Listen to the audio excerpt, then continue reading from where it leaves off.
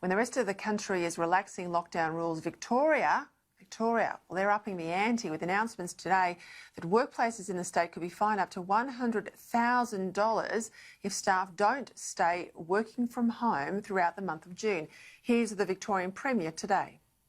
Right throughout this week, and indeed for the last 10 weeks, has been if you can work from home, you must work from home. That message changed a little bit this week to indicate to people that for all of June, at least June, and it could go beyond then, if you have been working from home, you must continue to work from home. Sky News reporter Gabrielle Power joins me now from Melbourne. Gab, talk us through this announcement from the Premier today. Well, Peter, from Monday, police will be conducting spot checks on businesses, but the government will mostly be relying on tip-offs from employees who may have been asked to return to their offices.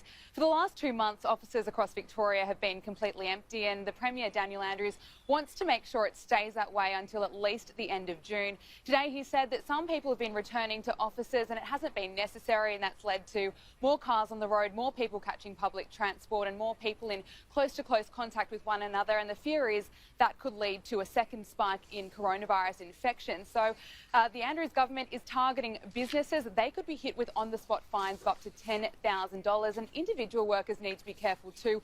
They could be hit with fines of up to $1,600. Here's the Premier. There'll be checks, there'll be spot checks and things like that. But if we had a business that was essentially ignoring or seeking to ignore the clear advice and the orders made under Victorian law by the Chief Health Officer, I expect it wouldn't be a matter of a spot check. I think a staff member would probably, or somebody would probably ring up and indicate that this was not, they were not comfortable with this. Daniel Andrews went on to say that it's up to employers to make this work so staff members can work from home. But the opposition says that Daniel Andrews has gone too far and it's killing the economy. Small businesses need to get back. Small firms of all types need the economy to move. They're burning right across the state. And where it's safe to do so, we should actually have those firms coming back. The work from home order will be in place until the end of June, but it could be extended beyond that. Peter? Gabriella Power, thank you very much. Let's go on to some other things here. I have to say, I think this whole move by Daniel Andrews today is a bit of a classic political diversionary tactic. You know, he's under pressure. The controversial Belt and Road deal, he's under pressure, so he's picking a fight to distract us elsewhere. That's my view. Been around a long time. Let's see what my next guest thinks about that. Joining me now, Victorian Liberal Senator Sarah Henderson from Geelong. Sarah, do you think this decision by the Premier today, $100,000 fines for businesses, we know they're already doing it tough, is it necessary, and is this a diversionary tactic on the politics of Belt and Road? Peter, good evening, and absolutely there is no doubt that Daniel Andrews is desperate to take the heat off the Belt and Road agreement, which is creating such an issue for him that I now would say that his leadership is under threat. I think there is so much internal strife in the Labor Party in Victoria. Of course, many left-wing Labor MPs have still backed him in, but this is absolutely appalling for Victoria, and all I can say is vote Liberal at the next state election to get rid of this terrible agreement. But no doubt today we've seen Daniel Andrews announce some absolutely draconian fines for small businesses. And I saw a tweet today, Peter, from a business owner who has a startup, and she said, why is it we can gather in a cafe and meet and exchange ideas? I've only run a very small business, and yet we can't gather around a desk observing all of the social distancing in our own workplace. It's reminiscent of communist China. I just cannot believe what we are seeing from Daniel Andrews now. It is extraordinary. Just on the Belt and Road issue, you and I, as viewers will know, have spoken about it a number of times. It emerged this week, and this was a real concern to me, that Daniel Andrews failed to consult with DFAT, the Department of Foreign Affairs and Trade, before he signed the deal in formal terms in October. Now, we know there's more paperwork to come in June, but in October he signed an MOU without the officials giving him advice from Canberra. Now, today the Premier was out at his doorstep. He was forced to defend his decision yet again. Well, it's not a matter of whether I support the position of the Commonwealth Government. What I support is Victorian jobs. And just let's be completely clear about this. There has never been more Victorian-made product sent to China exported to China, sold to China today than at any point in our state's history. And that means jobs here in Victoria. We have many different agreements. This is not just about one agreement. We have many different agreements. And we have a relationship with China that I think is very important.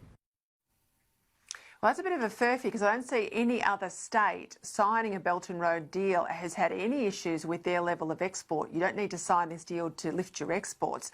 What the concern, I think, Senator Henderson, is how much is in this deal in terms of Chinese imports coming into the infrastructure projects and Chinese workers behind this deal. It's secret. There has not been enough scrutiny, I think, at a state level or indeed a federal level. What can change here in terms of letting Victorian voters know what's in this agreement? Well, Peter, there is no doubt that we are going to look for every possible avenue with the upcoming Senate estimates to scrutinise this deal, but it is absolutely alarming, and you're right. Yeah, but Sarah, I've got to jump in there. You know and I know that's the end of the year. What can happen before they go around to sign more papers come June? Well, I think the freedom of information requests that have been put in by the state Liberal opposition are very important, but we've just got to keep the pressure on. And Daniel Andrews is under pressure. As you know, I was the first parliamentarian to call on Daniel Andrews to cancel the Belt and Road Agreement back in April. And this is absolutely dynamite for Labor in Victoria, absolutely dynamite, because we have the Chinese-Australian Free Trade Agreement, which has grown record exports. This is not about exports. This is about Chinese influence in Victoria. This is agreement which helps the Chinese get their firms and their workers into Victoria. Now, we've seen on the 1st of May, Peter, the US administration, led by President Trump, signed an executive order to ban the importation of Chinese electric equipment to be used on the US power grid. We need to be starting to look at things like this here in Australia as well, because, of course, of the very serious threats that there might be a malicious attack using Chinese equipment. Of course, there's been a power transformer last year in the United States, which was seized by US authorities. And part of the strategy of China is to bring in equipment to assist with surveillance and control. And there is, even in places like Africa, the Chinese have built something like 136 very sensitive buildings and something like 14 secure telecommunications networks. Now, that's an example where the Chinese have worked very hard to infiltrate critical infrastructure in Africa, and that is part of their modus operandi. And here in Victoria, there is increasing concern that that's what the Chinese the Belt and Road Agreement is all about.